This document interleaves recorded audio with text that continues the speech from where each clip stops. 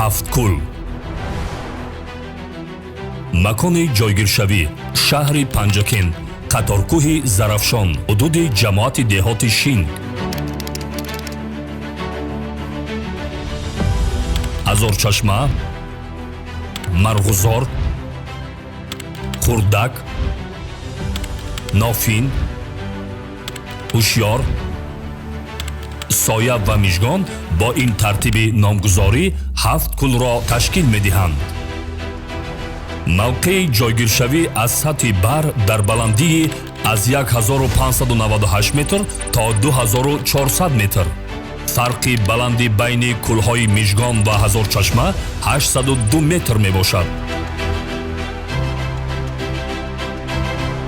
масофа аз кӯли Мижгон то Ҳазорчашма тақрибан 20 километрро ташкил медиҳад.